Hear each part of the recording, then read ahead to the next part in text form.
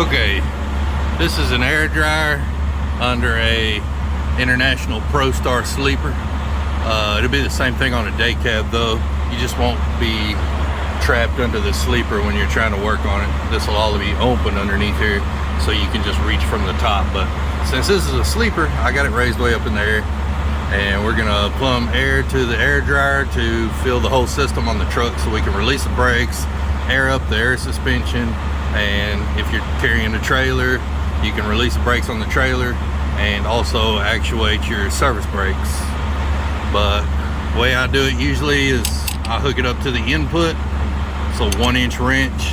That's a hydraulic fitting, and it's attached to a steel braided line, and you can take that off and then use a fitting like this one, which is the same fitting as that. I bought one that you could thread a quick connect coupler into it, and that's what I use the most of the time. But the International started doing this thing about 5 or 6 years ago, where they put this plastic airline push connect fitting, and it's got a check valve in it right there. That long piece in the middle is a check valve, so you can unscrew that plastic airline fitting, screw your regular fitting that looks like the one that's screwed into this, screw it directly into that, and then you can run air to it. It goes to the same place. I've just been doing it with this thing for years, and I'm just comfortable with it. I can do it quick.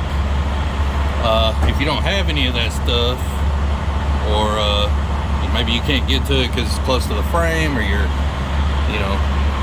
it's got a trailer on it, so you can't raise it up very high, so you're laying on your back and it's easier to see that brass fitting right there. What that is a pop-off valve, and you can also unscrew that out of there and screw a fitting into it and plug into that.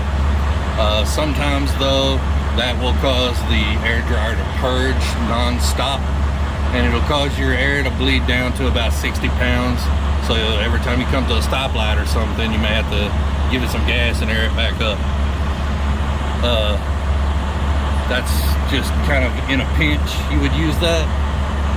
But normally, tie into one of those, and this air dryer looks the same as what would be like on a Peterbilt or a Kenworth.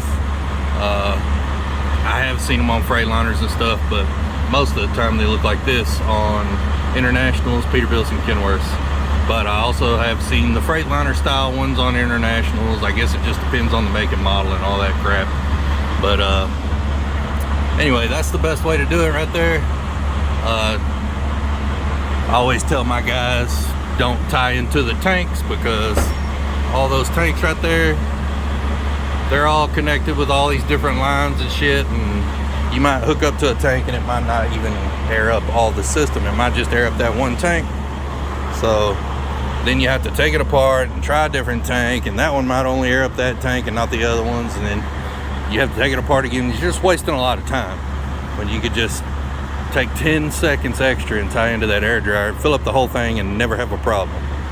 Plus, you don't get all the goo and oil and water and bullshit out of their tanks into your truck, because your air hose is going to be fitted to that tank, and when your air gets low in your truck and that's got 120 pounds, it's going to suck into your truck and vice versa.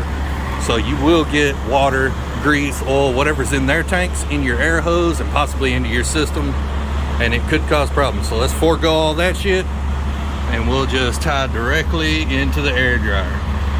Hope this helps you guys.